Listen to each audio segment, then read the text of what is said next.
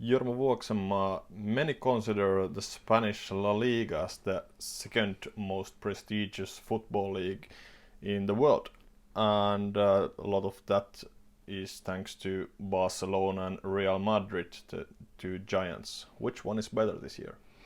Definitely Real Madrid, and it's quite a new situation. As everybody knows, there is a big turbulence in Barcelona right now. It's not only the Messi speculation that he at least wanted away from the team, but Vidal is under discussions, and Suarez, and all that kind of, even if nobody moves, it creates bad vibes. And Rakitic, who left, actually is very influential player if you look more deep to the whole situation. To put it short, in Barcelona there are plenty of question marks, and on the other hand, in Real Madrid the things seems to have settled down, and if you look the metrics, use expected goals and key passes and entrances to the key areas. So Real Madrid was actually already at the end of the last season clearly better side. So they might be even clearer favorite than the market thinks at the moment. But of course, that being said, there is potential and money behind Barcelona as well, and if I and the betting market, if we happen to be wrong and all those question marks have given answers and problems are solved, so we might have a typical two-team fight, or actually this season three-team fight. Yeah, how about Atletico Madrid? Yes, I might have said slightly wrong half a minute ago that they might not challenge Real Madrid, but I think in ESBC power ratings we had Barcelona 74, Atletico 70, Real 78. So Atletico is improving. We had nice metrics last season.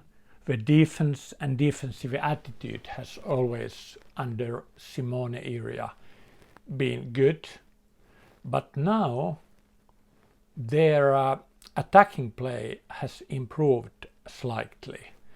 So we are clearly the third favorite before Sevilla, power rating 67.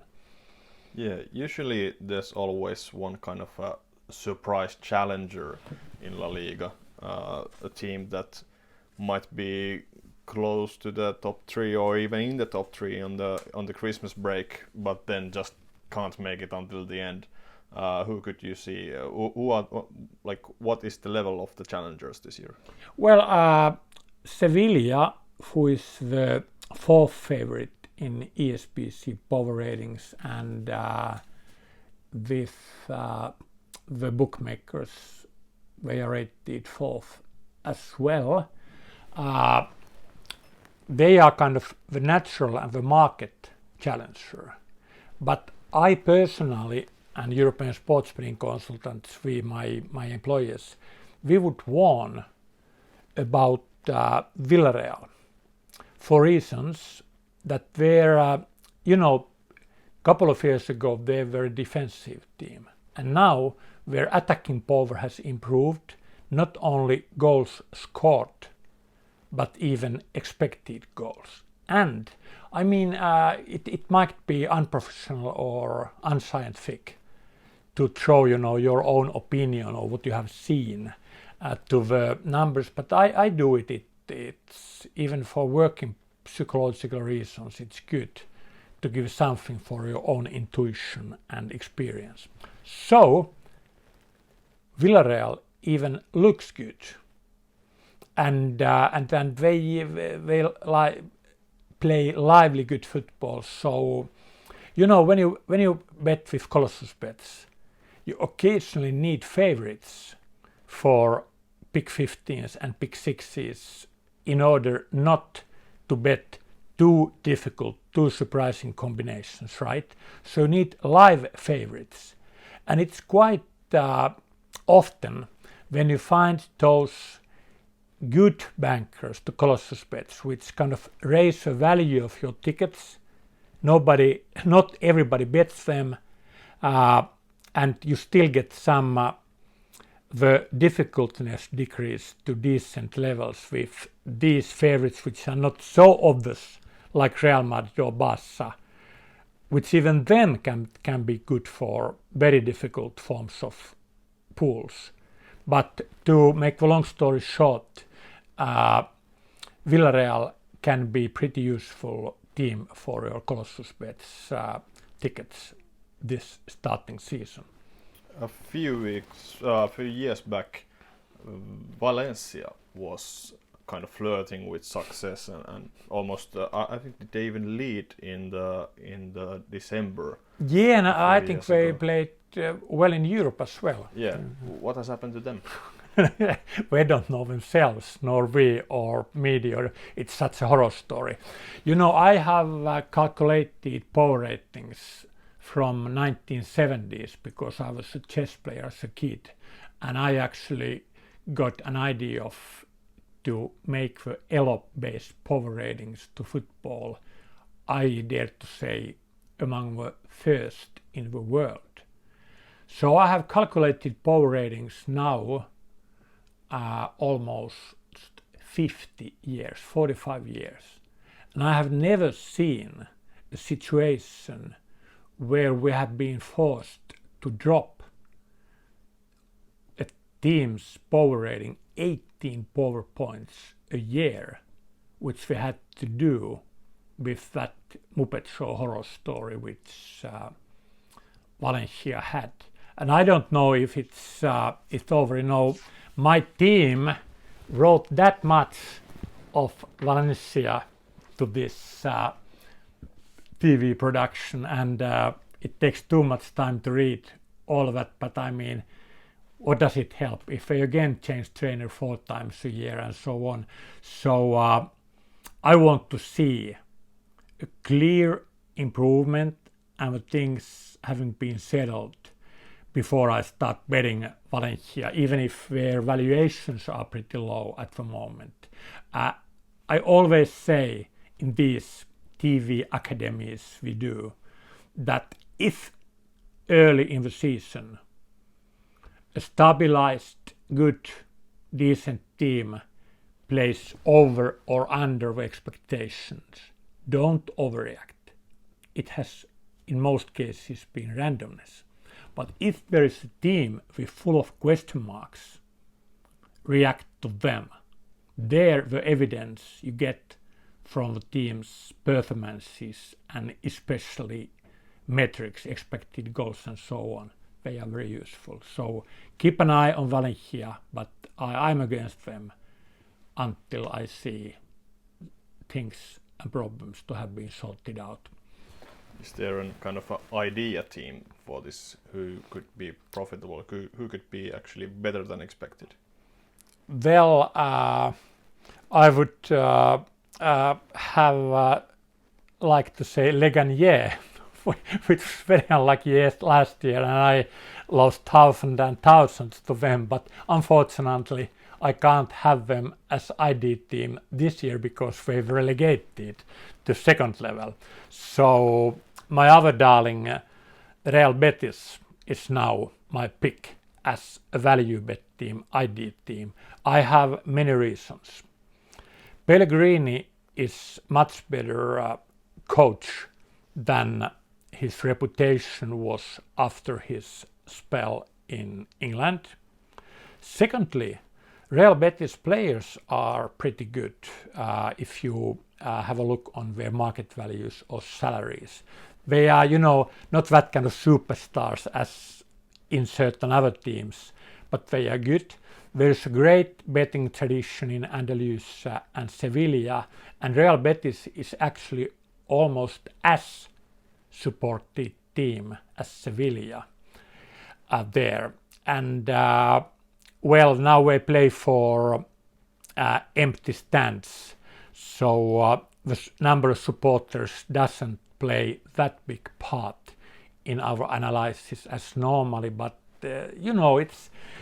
it's mystical or not, but the tradition of an organization is a good thing, and Real Betis is almost like a big team, and they might be slightly underestimated because last season they were pretty unlucky, and their player material might have weakened very slightly, but still they are a better team than the market expects, and at least at the start of the season they might be value. Before I forget, when I mentioned about the empty stands,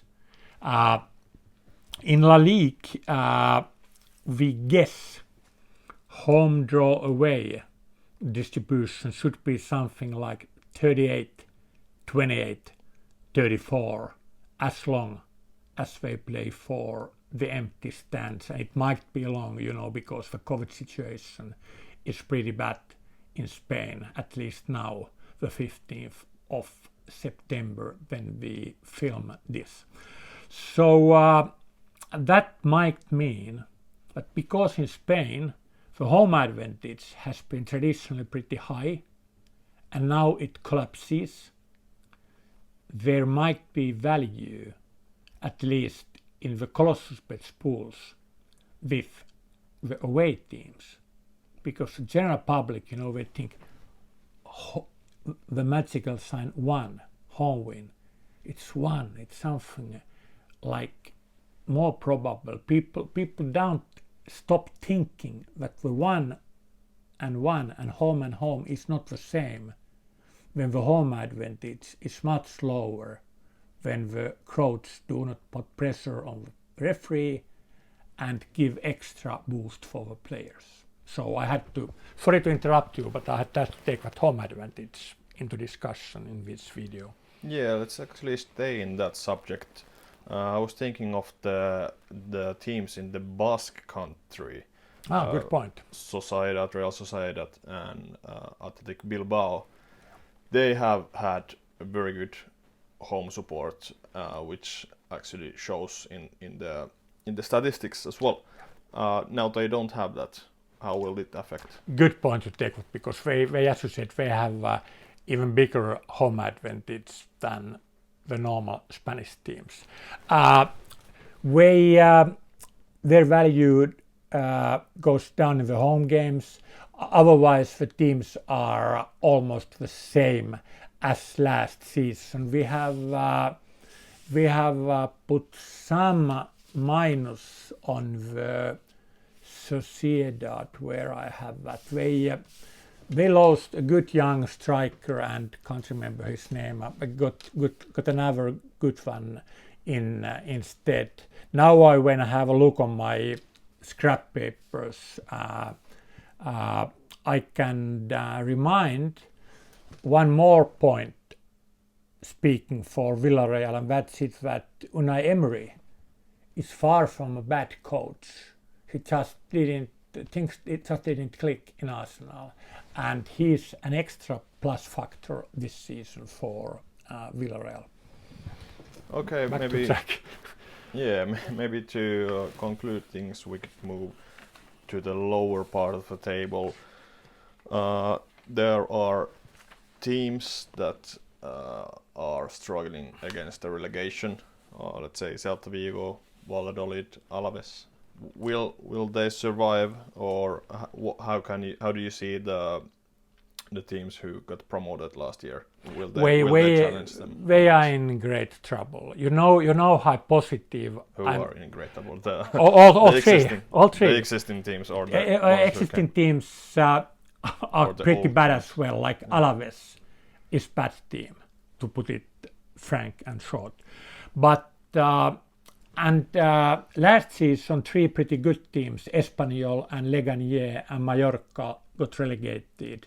So there are bad teams left, which were lucky last season, especially Alaves. But now the promoted teams, Cadiz, Huesca and Elche, I checked their player salaries and market values, and they didn't make that good